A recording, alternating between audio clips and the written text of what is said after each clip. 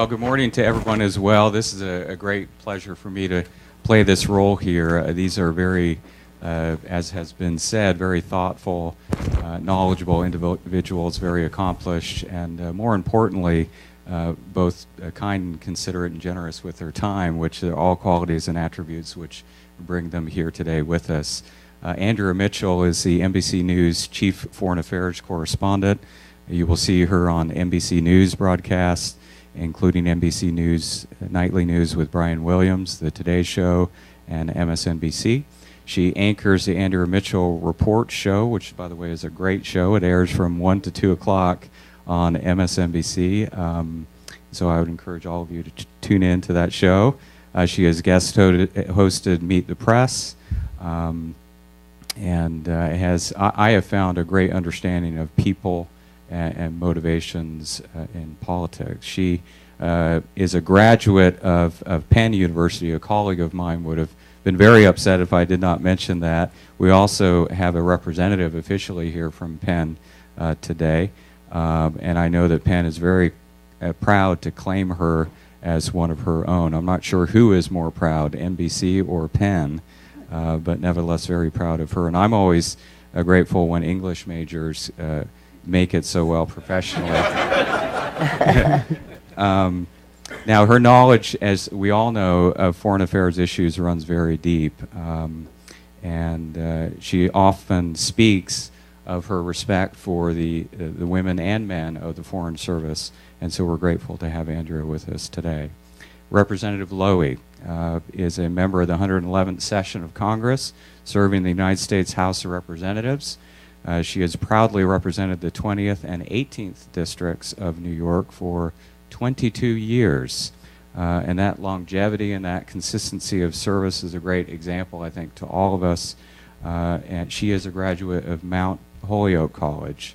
And Mrs. Lowey serves as the chair of the House Appropriations Subcommittee on State Foreign Operations and Related Programs, which is, of course, the key subcommittee for spending related to the State Department and USAID and accounts that impact the Foreign Service.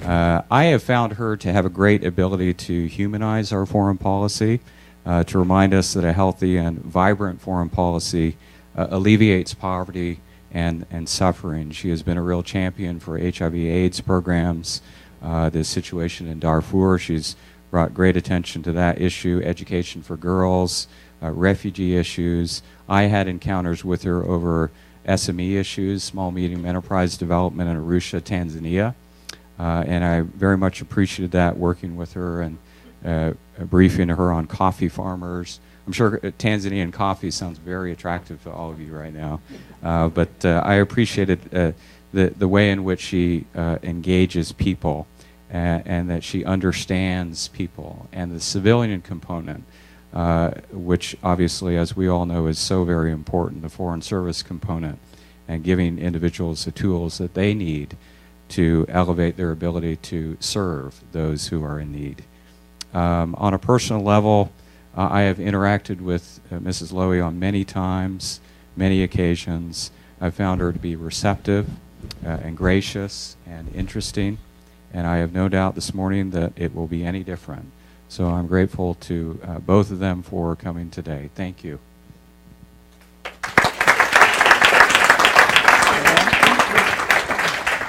Well, first of all, let me say it's a great pleasure for me to be here with you today, because you are the face of our nation overseas and on the front lines of development and diplomacy. And I want to thank Susan Johnson, Ian Houston of AFSA, as well as Mike Dignan of Lockheed Martin, for your support for the lecture series. And I'm glad Andrea and I have partial voice, at least I have.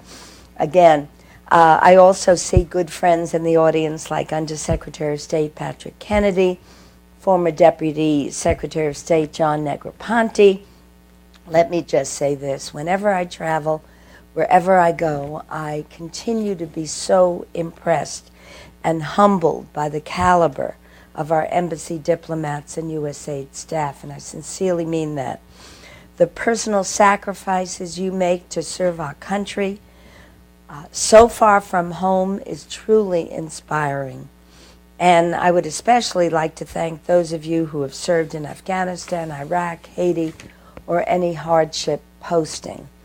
The stories of our diplomats working around the clock in Port-au-Prince after the devastating earthquake to help American citizens and Haitians is just one example that does demonstrate the heart and soul of our foreign service.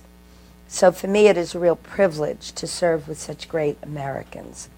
Our country and world face intense challenges and threats to our security that are more complex, dynamic, and daunting than ever before.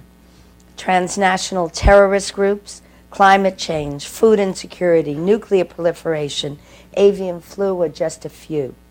We obviously need a strengthened diplomatic and development corps to implement smart power and address these threats head-on with strong leadership and creative, innovative expertise. We also need to realign our national security budget. While there's a growing consensus that diplomacy and development are considered key components of our national security, the military still gets the lion's share of the national security budget. Fortunately, many have recognized this, including Secretary Gates, in his famous quote from Kansas State University. I repeat it over and over again. What is clear to me is that there is a need for a dramatic increase in spending on the civilian instruments of national security: diplomacy, strategic communications, foreign assistance, civic action, and economic reconstruction and development. And while there certainly were issues for many of us with the previous administration's foreign policy, I continue to give credit to President Bush because he did elevate development and diplomacy alongside defense as pillars of our national security. And I'm pleased that President Obama has moved beyond the rhetoric and has requested a significant boost for the international affairs budget, which includes hefty increases for personnel at both state and U.S. aid, and attempts to put agencies back in their lanes and have DOD focus on defense and state and U.S. aid step back into their roles of engaging on the diplomatic and development front. As many of you know, I have strongly supported the rebuilding of state and U.S. aid. The challenges are too great to have a go-it-alone foreign policy, and we need good diplomats to corral and cajole our allies to defend all of our interests. Regarding U.S. aid, our assistance programs are first and foremost a means of raising living standards and alleviating poverty and suffering. And these are moral imperatives, most especially for a nation that has always conceived of its core values as universally applicable. But there is also, and let's be honest, a self-interested reason for the United States to pursue a vigorous aid and development program. Open, healthy, functioning societies are consistent with and indeed essential to global security because they directly confront the conditions that give rise to radicalism. In order to do the job you have been tasked, giving people the tools to lift themselves up, helping countries transform, you need the right development professionals in the right place at the right time. And in my time as ranking member and now chairwoman of the State and Foreign Operations Subcommittee, I have fought hard, as you know, to increase and strengthen the civilian capacity of the Department of State and U.S. aid. In fiscal year 2008 and fiscal year 2009, increased resources provided for 420 new development workers and 1,231 diplomatic personnel. In fiscal year 2010 appropriations, we continued this upward trend by providing $8.2 billion for State Department's diplomatic and consular programs and $1.3 billion for U.S. aid. These operations resulted in an additional 1,036 new Foreign Service officers and civil service personnel at state and 300 additional U.S. aid positions. However, we need to do more than just add diplomats, development workers, foreign aid dollars to transform our foreign policy institutions to meet the challenges of the 21st century. We must increase and enhance the skills and knowledge of our diplomatic and development staff to effectively interact with the communities in which they serve. They must get outside the embassy walls, engage in people-to-people diplomacy, work hand in hand with partner governments and civil society as part of a comprehensive, integrated U.S. government strategy. In this tight fiscal environment, we must think strategically about how to support the Department of State and USAID's capacity to recruit and retain qualified staff, but we also need you to help us turn the statement and USAID, State Department and USAID, into a fast-moving, dynamic institution with your fresh thinking, creativity, and can-do attitude. There's been much conversation about USAID structure. So let's get back to the basics and define the problem.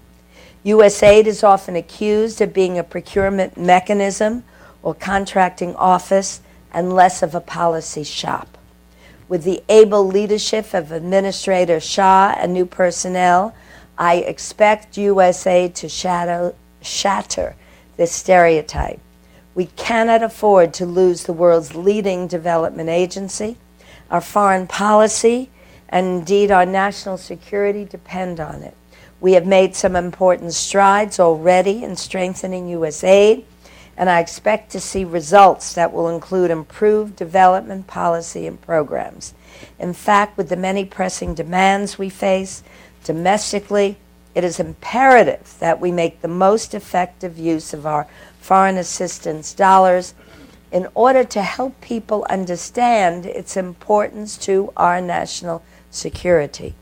That means greater attention comes with greater scrutiny, and Congress demands results, and the American people deserve results, especially in this economic climate. So I will continue to make the case for increasing the civilian capacity of diplomacy and development. We are in an extremely challenging budget environment. My subcommittee, frankly, has not even been given our allocation.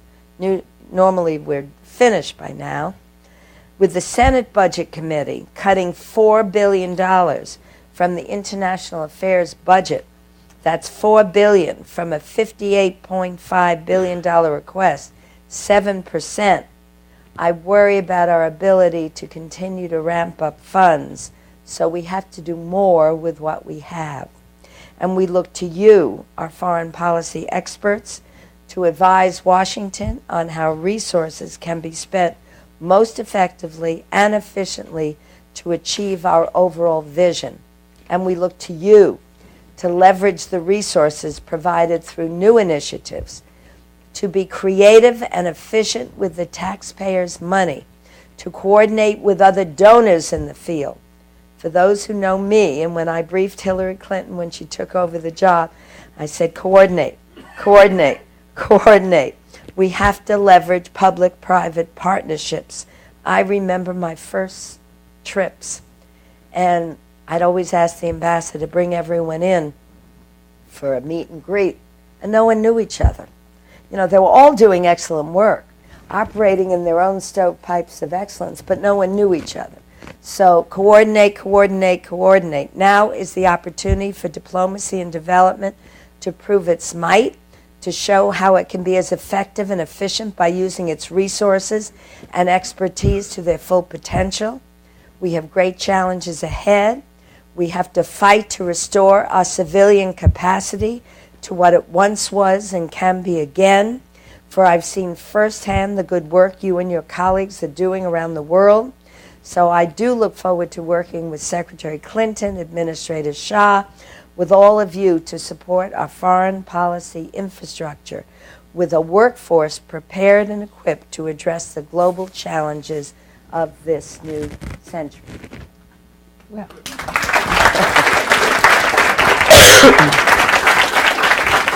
It's Excuse me, I didn't heal as fastly as you do. It's a process. But let me just thank you, and you've given us a lot to chew on, Chairwoman Lowey, and just say how glad I am to be here. Seeing old friends, Patrick Kennedy, John Negroponte, and many of you as well. And just to say that in all of my travels, and most recently, of course, in Haiti, I am profoundly touched by the work that our diplomats and aid administrators perform in the worst possible circumstances. I have been, around the world at times when it's hard to imagine that people could be as courageous, dedicated, smart. We talk about smart power. Well, smart power really has been the hallmark of this organization and all of your colleagues for decades. So it's a great privilege for me to be here and to have been invited. And to talk about the challenges that we all face. Congresswoman, you talked about the budget challenge, a 7% cut from the Senate side. We now hear from the OMB director of not only freezes, but 5% across the board cuts. We all know where that's coming from. It's not coming from the entitlements. And how do you see, aside from being smarter and more efficient and coordinating better, in a period where you have two wars and there are obvious demands on the defense side and has always been a priority given to the defense side, how do you see the civilian and the development side, particularly in Afghanistan, getting more attention and more budget dollars? Well, I thought the news article this weekend was interesting. And there seems to be a change in McChrystal's strategy. And the focus on civilian assistance, economic development, and frankly, with all due respect to the New York Times, many of us knew about copper and other resources in Afghanistan about a year ago, and China's figured it out. They're doing a great job in the copper industry, and there's also lapis. There are a lot of terrific opportunities for economic development. So on the one hand, I think we have to be smart. There are going to be cuts. And when people at home, not just in my district, but around the country, are out of work and they are suffering and they can't get jobs and they're losing their home, they can't believe that you can't make some cuts.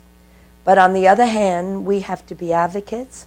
We have to make it clear that the civilian side, the investment in economic development is critical, and we've got to all advocate as hard as we can for the dollars that have been requested from the State Department.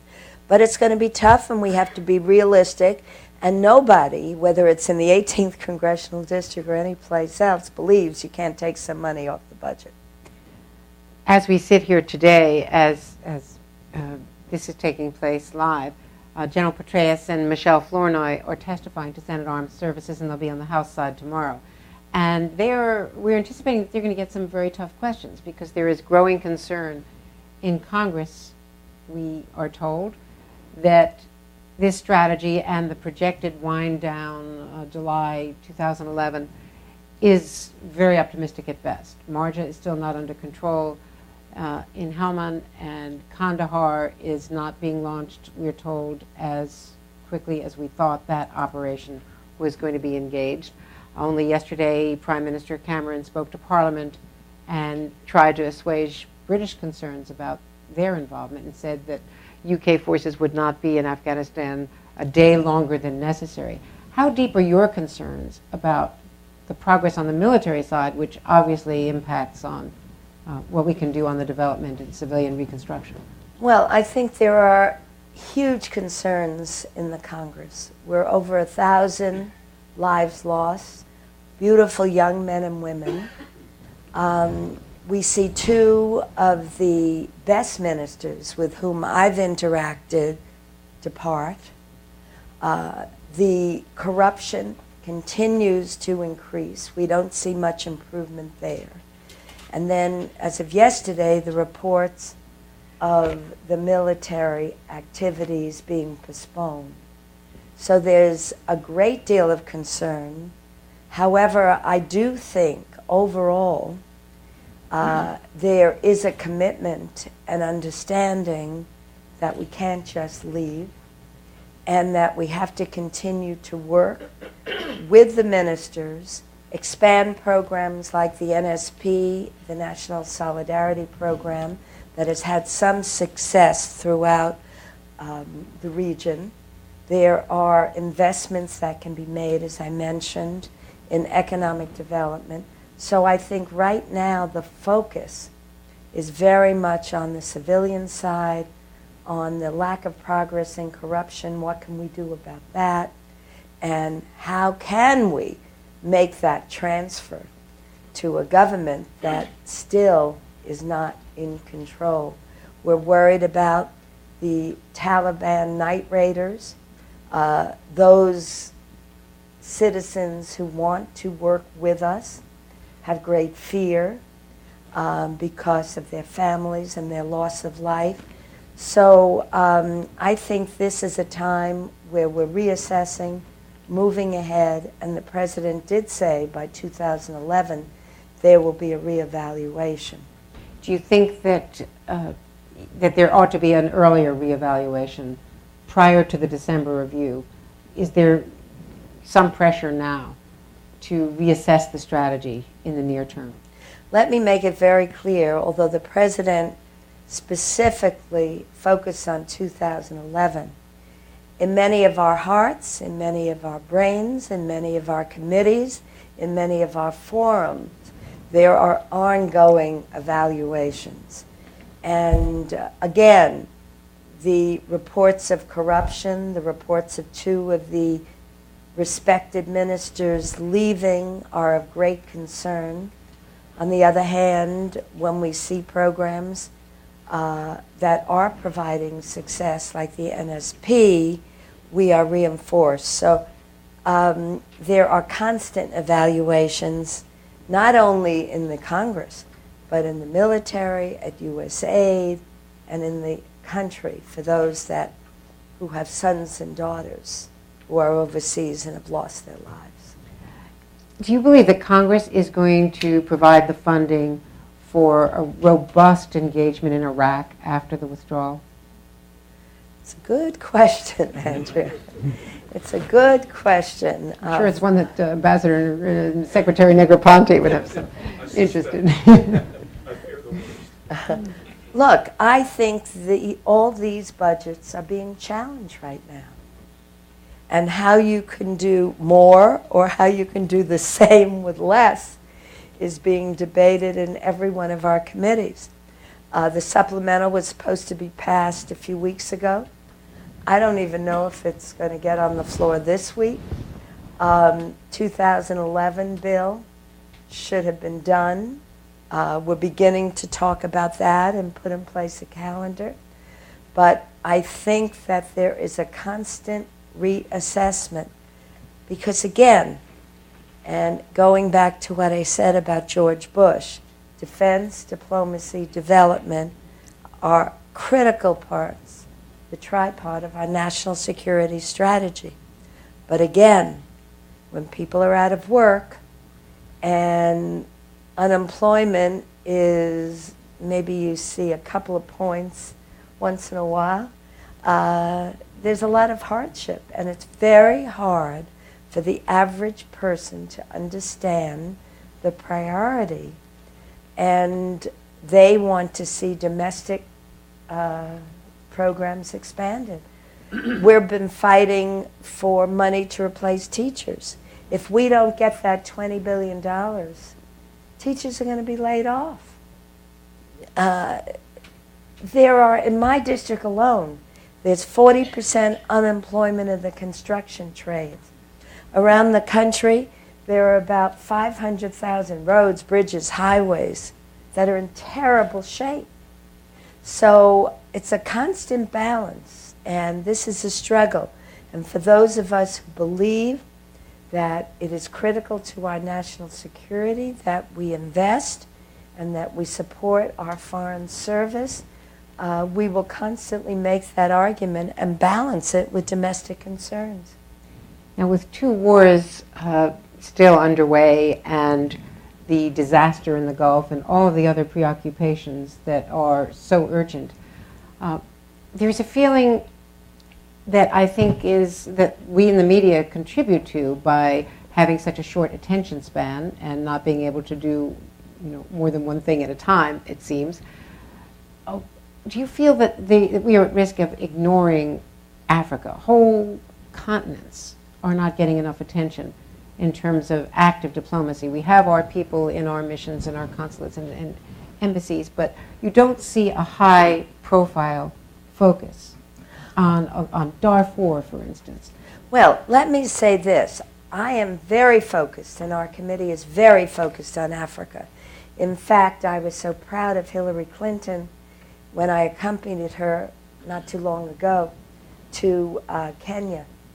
And I met with many of the micro-enterprise groups that we are funding, and we both talked about corruption, corruption, corruption. And frankly, when I see the good work that we are doing in Kenya, or I can mention Tanzania, or other places around the world, I am angered, in fact furious, that the leaders have not made any improvement in their ability to control themselves. I was going to say control corruption. I say control themselves. And when I meet with these marvelous women and see they're paying off the town councilman and they're paying off someone else and they barely survive, you see the challenges. Sudan, Congo.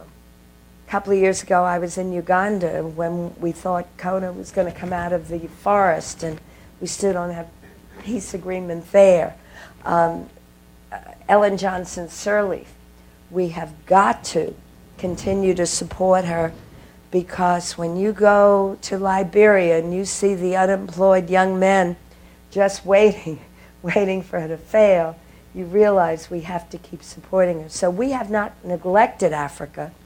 What happens, unfortunately, with all the enormous challenges around the world, Afghanistan is on the front page, Iraq is on the front page, and unless we have a Zimbabwe new emergency instead of the ongoing terrible situation, they remain on the back burner. But every day there are challenges there as well. So they get our attention. Our committee is very focused on as many parts of the world as we can possibly deal with, but there's no question that the resources going to Afghanistan and Pakistan are front and center.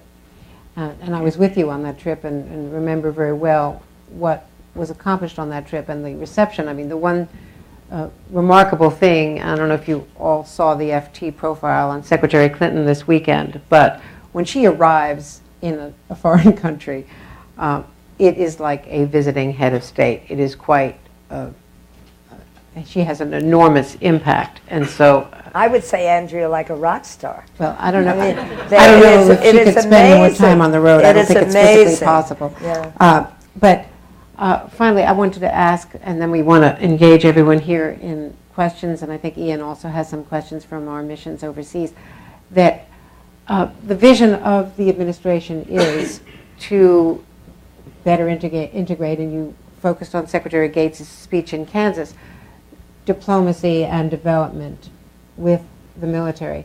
How do you foresee, though, the hierarchies in Congress as an appropriator? How do you see Congress changing to accommodate these different missions? Good question. Well, let me just say that for the past year, I think every think tank in town has written a paper on civ-mil integration. How do we make it more effective? How do we change it? We have an ongoing group in the Congress, bipartisan, working on the same issues.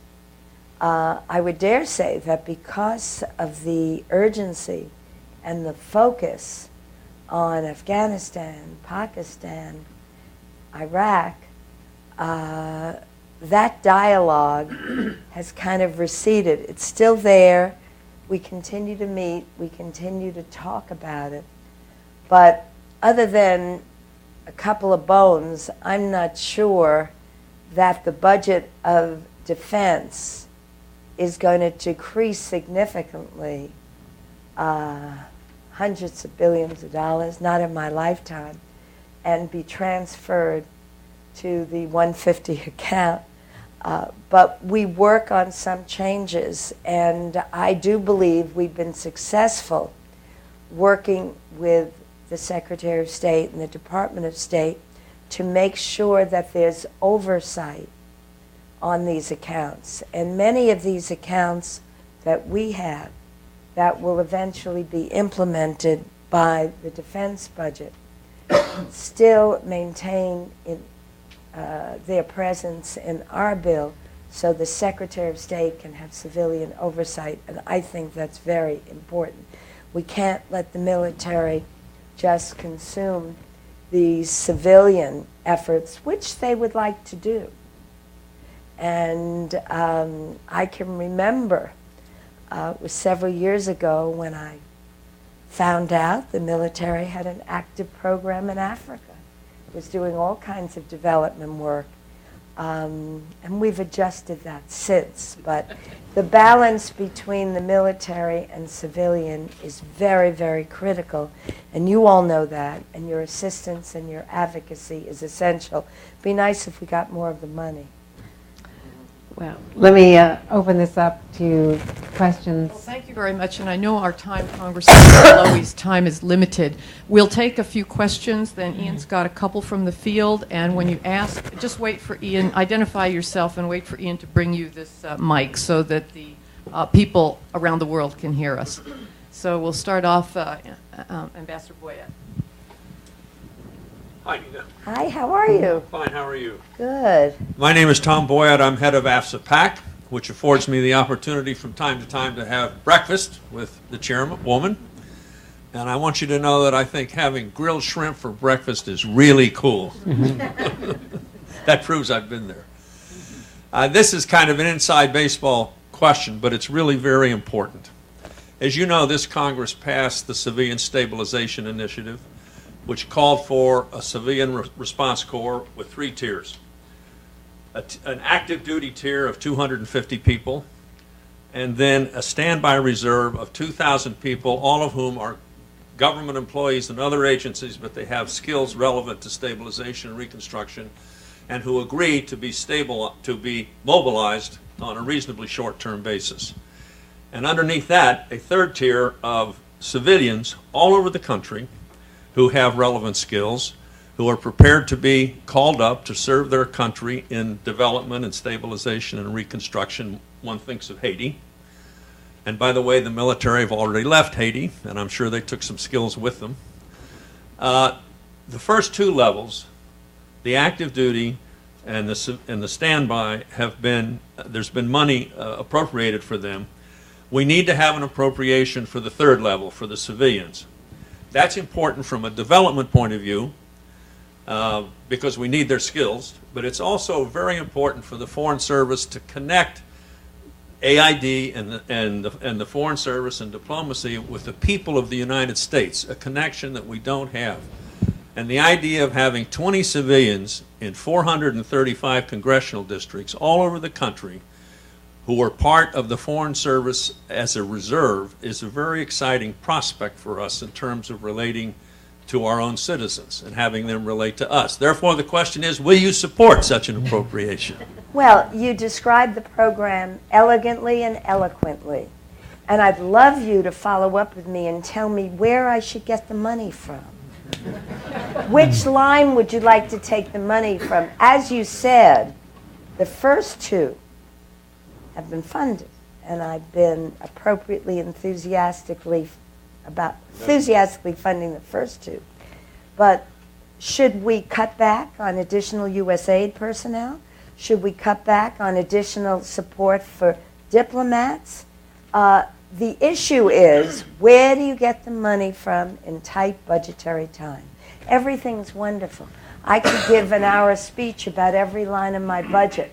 But the problem is, when you have to make a choice between actual personnel on the ground, overseas, whether it's Afghanistan or Kenya or wherever it is, and civilians, as wonderful an idea it is, I haven't figured out where we're going to get the money. So I would say no. Let's take To the third. Let's take the money. Not that no, that I don't think it's a great idea, but the question is, where do you get the money in the budget to fund the third tier, as marvelous as it is? I'm going to make a suggestion. Let's take it from that weapons system that President Obama does not want, but which the Congress is going to approve. And I'm sure Bob Gates would support transferring some of the money to this enterprise. Well, I would suggest that you speak to Bob Gates, and that you and that you do tell him that he doesn't really need the 700 billion plus. Give us another 100 billion at State USA. Can we call on Ambassador Beekoff, who has the lack of distinction, I should say, of having gone to college with me. We started out many, many years ago in college radio, which was where it all went wrong for me. I was going to say just the opposite. I did the media industry a favor and went into the Foreign Service. I'd like to stay on the money issue if we could. We're now in the process of elaborating a follow-on to the Foreign Affairs budget study of a couple of years ago at the American Academy of Diplomacy.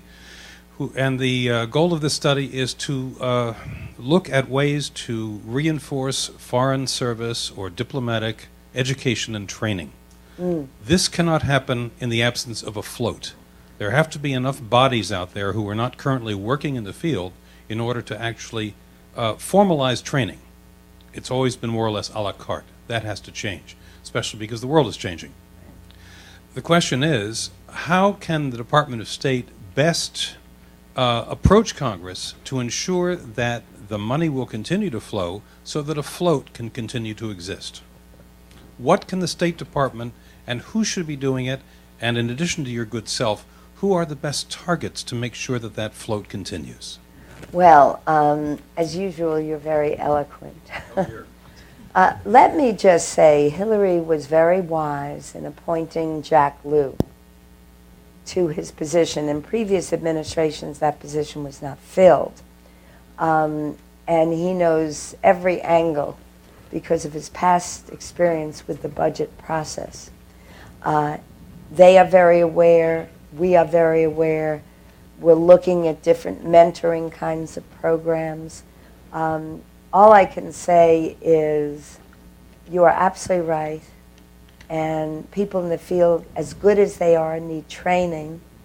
And they need the time to be able to train. And we're just going to have to continue to work with the Secretary and Jack Lew in finding the money. I mean, the military has that kind of program, language training and other skill training. And it seems that the diplomats ought to have the same advantages as the military, especially as priorities are shifting. You're so right, and it's a matter of changing the psychology in the Congress and in the country. The military would be delighted, as you know, to assume all the responsibilities, not just their SIRP program, which is operative in Iraq and Afghanistan. They would like to consume the State Department and all the responsibilities. But we've got to educate and make it clear that the State Department has to be funded adequately and that the work we're doing in diplomacy is essential to our national security.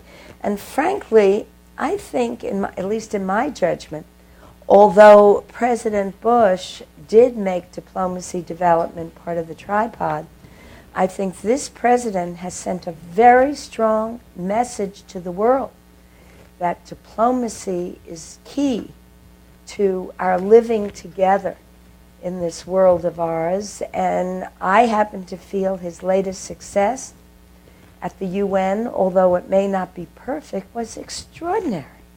extraordinary to get Russia and China to sign on. And now the Europeans are putting in place other bilateral sanctions. So I think this administration has really taken the lead and has focused on the benefits of diplomacy. Question from a constituent. This comes from My constituent? Not mine. Okay, well, yes, a constituent of yours, actually, a Oh. Foreign Service officer, diplomatic Uh-oh. security. His name is Angelo Manginelli. He sounds like he should be a constituent. This comes from, he's saying, as a constituent, do you believe, he is a constituent, do you believe the U.S. Department of State has the required resources to ensure the safety and security of Foreign Service officers working in the hazardous locations throughout the world? Do you know where he's posted, Ian? I do not. Well, this is a focus of the State Department, sometimes to the detriment of the work. In fact, when I've traveled, too often the U.S. aid people are so brave and so committed that they complain that they're not allowed out into the field. So there is no question the safety, security of our foreign service is uppermost in everyone's mind. And in spots like Afghanistan, the coordination between the military and our diplomatic personnel to get them out there supporting each other is just key. So I do think it's a priority, and if anything, it's such a priority that our people will say it impedes their work. Question? Do we have another question from the audience? I see a hand back there. Good. Good morning. My name is Robin Kessler, and I'm a Foreign Commercial Service officer. And I'm actually leaving tomorrow to go to Afghanistan to be the first Foreign Commercial Service representative at our embassy in Kabul. So to that point, you've cited your unwavering support, and thank you very much for the support for the civilian buildup. And you've cited that there are what you see as terrific economic development opportunities in a country like Afghanistan. Agencies such as mine, other agencies that are a part of the Foreign Affairs umbrella, as well as other agencies that don't have Foreign Affairs departments, but are sending attachés like the Department of Transportation, Department of Treasury, Foreign Agricultural Service. Just wanted to make sure that everyone's aware that while state and USAID are far and away the biggest players there and do have the greatest coverage, that there are a number of other agencies and diplomats such as myself that are very interested in stepping up and making that commitment, and we ask for your support in those funding requests as well. Let me say I am very well aware of it, but I'm absolutely shocked that you're the first commercial officer to go to Kabul. China figured it out a year ago, and I am very concerned that we're so behind the eight ball. I don't understand it. And people who inform me have been aware of copper, have been aware of the other resources, aware of lapis, the magnificent fruits that they grow there, the pomegranates, are tremendous opportunities for commercial activities. So let me just say welcome aboard. I'm delighted you're going. And believe me, I'm going to check over the State Department and when I get back and say, what have we been doing in this regard? It's puzzling to me because they've been talking about it as long as we've been involved there. So I'm delighted you're going, bringing your expertise. I would expect that there are commercial officers at USAID who have been very active in Afghanistan. Absolutely. And then the question is, what additional expertise do you need and how can you work together? So I don't want to give anyone watching this the misinformation that state and USAID are not focused on the commercial aspect, but certainly your additional talents, I know will be welcome. Years ago, in another life, I was with the USO in Vietnam during the conflict, and that was so disheartening to me to see the enormous kinds of corruption and fraud and theft, and it was a culture that I clearly didn't understand. What can be done and is being done to try to minimize corruption in Afghanistan and Iraq in particular? This has been a challenge, not just in Afghanistan and Iraq, but we mentioned Kenya, and it's throughout the world, unfortunately, where many of our programs are operating. The Millennium Challenge Corporation was created with its various indices to deliver foreign aid in a new way. We have found Kenya, for example, had a threshold program which was supposed to, for the Millennium Challenge Corporation, which was supposed to provide the foundation to move them to a full throttle program. They didn't quite make it, so they figured corruption is more beneficial to them than the additional money from the Millennium Challenge Corporation. This is a huge issue. It's a huge issue throughout the world. Why do you see so many countries that are rich in minerals, that are rich in natural resources, especially throughout Africa, where the leadership is benefiting tremendously? I could go on and name dozens, but I'd probably be leaving out dozens. And it's something that we who do have a standard that focuses on the people and direct services and democracy in government, we try to continue to emphasize on all our programs. Sometimes we're more successful than other times. But you're absolutely right. It is heartbreaking when you see, as I mentioned, countries with so many natural resources and the people can barely survive, and the roads aren't paved, and the crops are not adequate to meet their needs. But we don't give up. As a leader of the free world, we have to keep focusing on the importance of working together with other nations and private sector, the Gates Foundation, the Clinton Foundation, Nike Foundation. There are so many that are doing good work in the world, and we can hope that we can reform the governments, but in the meantime provide important services. Let me just, before you close, Please, yeah. I just want to thank Chairwoman Lowey, and with all of the skepticism and cynicism and the challenges that we're all facing and the disaster that the President will be addressing tonight, it's just a real pleasure to have the Chairwoman show what the best that Congress can provide us. Thank you. And for me,